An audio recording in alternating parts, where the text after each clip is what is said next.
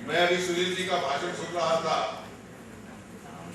मुझे याद आया कि आज से 40 वर्ष पूर्व 1970 में जब मैं स्कूल पास करके कॉलेज में आया तो अखिल भारतीय विद्यार्थी परिषद का कार्यकर्ता मैं बना। उस वक्त हमने एक नया कार्यक्रम आरंभ किया था, student experience in interstate living, और उस कार्यक्रम के तहत हम कोशिश करते थे कि जो नॉर्थ ईस्ट के विद्यार्थी हैं,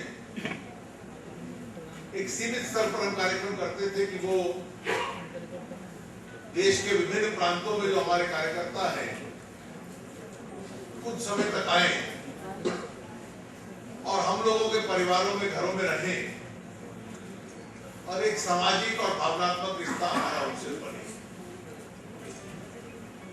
लेकिन आज मैं सुनील जी का भाषण सुन रहा था तो मुझे लगता था कि अभी भी वो यात्रा बहुत लंबी पूरी नहीं। नॉर्थ ईस्ट की अपनी समस्याएं हैं और कई बार पूरे देश की जब हम चिंता करते हैं तो देश की सोच में से जितना हिस्सा पूर्व उत्तर की समस्याओं के चिंतन के संबंध में लगाना चाहिए शायद हम नहीं लगा। अगर मैं कहूं कि माइंड स्पेस जितनी नॉर्थ ईस्ट ने ऑक्यूपाई की है उससे बहुत ज्यादा ऑक्यूपाई करने की आवश्यकता। जब ये देश बटा तो एक बंटवारा पंजाब के पास हुआ, एक बंगाल का हुआ। तो इतिहासकार में भी हम लोग पश्चिमी सीमा पे जो हुआ उन घटनाओं को याद करते हैं, लेकिन ये भी याद रखना चाहिए कि नॉर्थ ईस्ट की समस्याएं बढ़ाने में जब पूर्व पाकिस्तान बना, बाद में जिसको बांग्लादेश एक स्वतंत्र राष्ट्र में माना, उसका क्या असर पड़ा? जो फिजिकल डिस्टेंस था भारत का और नॉर्थ ईस्ट का, उस बंटवारे की वजह से पड़ गया। और कई स्थान तो ऐसे हैं जहां 1000, 1500, 1200 किलोमीटर तक पड़ गया। अब आप समस्याओं को अगर देखें तो ये केवल सांस्कृतिक संबंध बन जाना, जो हमारे भाई बहनों को यहाँ समस्याएं आती हैं उसका हल कर देना, कहीं उससे ज्यादा गंभीर समस्या। जब दूरी इतनी बढ़ गई और वहां पहुंचने के लिए बंगाल में से निकलकर या बिहार में से निकलकर, चिकन नेक से निकलते हुए और फिर 7 प्रांतों का रास्ता लें, तो स्वाभाविक है कि जो सामान वहां तक पहुंचता है बाकी देश की तुलना में महंगा हो जाता है। उद्योग लगना होता है तो उद्योग के लिए भी रॉ मटेरियल चाहिए, वहां पहुंचाने में उसको दिक्कत।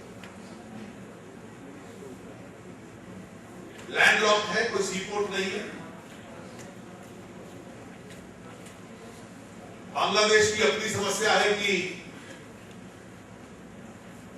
उनमें अभी इतनी उदारता नहीं आई और उनके व्यापार व्यवसाय में भी नहीं आई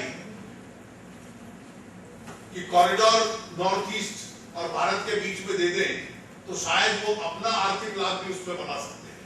जब हम लोग सरकार में थे तो बांग्लादेश की सरकार को हम लोग हमेशा कहते थे कि आप जब भारत के साथ व्यवसाय करना चाहते हो तो आपके पास एक मौका, अवसर है, इकोनॉमिक अपॉर्चुनिटी है।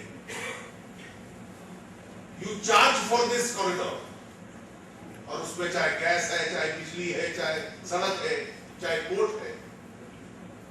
एक बार तो सरकार की सोच थी कि म्यांमार की जो पोर्ट है उसको लिंक कर दिया जाए पूर्व उत्तर के साथ।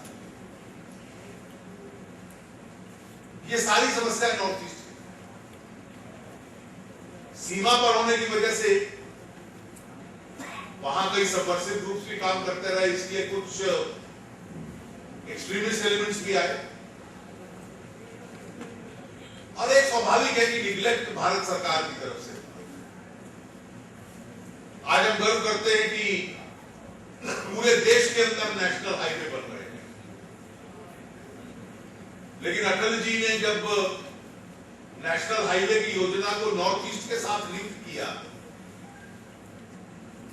तो मुझे हमारे सांसद सिलचर के बैठे हैं पुष्टायत जी, उन्होंने उस दिन दिखलाया जब मैं वहां पहुंचा कि जो महासड़क की योजना थी शायद आज भी कितनी ज्यादा 20-30% बनी होगी, 30%। सारे देश के अंदर नेशनल हाईवे इतनी गति से बन गए, लेकिन नेशनल हाईवे जो ईस्ट वेस्ट कॉरिडोर है जिसको नॉर्थ ईस्ट के साथ लिंक करना है वो आज भी 30% है।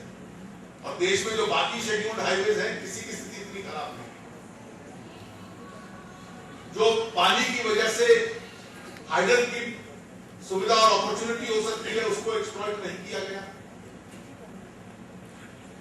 आज भी अगर एक्सट्रीम प्रोविंसेस तक चले जाइए जहां कुछ क्षेत्रों तक रेल है तो जो मांग भारत में 1950-60 के दशक में होती थी, अपेक्षा है कि केवल मीटर गेज को ब्रॉड गेज कर दो, और उसमें भी असुविधा हो रही है रेल मंत्रालय। संपर्क के लिए जो हाईवेज है उसकी दिक्कत है। पहले चाय के बागान होते थे तो बहुत एक उद्योग था जो आज तक है, विशेष रूप से असम में कई अन्य क्षेत्रों में, लेकिन तेल की उपलब्धि है, लेकिन तेल के ऊपर जो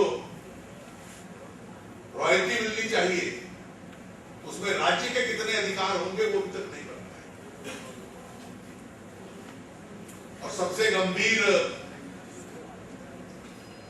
समस्या साथ में लगा चाइना का बॉर्डर भी है। विशेष रूप से अरुणाचल का तमिल राव जी जिक्र कर रहे थे।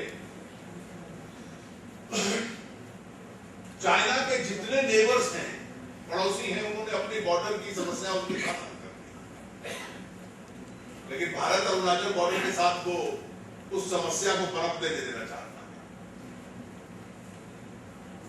स्वाभाविक है कि उसका इसमें एक स्वार्थ है। कोई बहुत बड़ा विवाद नहीं था जब 1920 के दशक में मैकक्लेन लाइन वहां खींची गई थी। उस वक्त जो तिब्बत के लगते इलाके थे उन्होंने, उनके प्रतिनिधियों ने उस पर हस्ताक्षर भी कर दिए,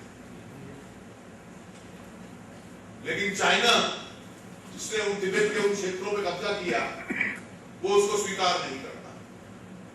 उसके राजनीतिक कारण भी हैं, और समस्या कितनी है, विवाद कितना है अरुणाचल की सीमा पर, इसको स्पष्ट भी नहीं करता। कई बार लगता है कि सारा अरुणाचल को विवादित कहना चाहते हैं, कई बार लगता है कि तमाम के अंदर जो मॉनेस्ट्री है उसकी वजह से वो अपने प्रश्न खड़ना चाहते हैं।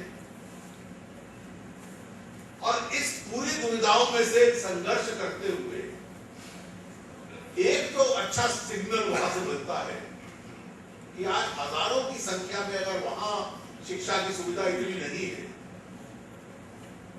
तो वहां के बच्चे इधर आ गए हैं।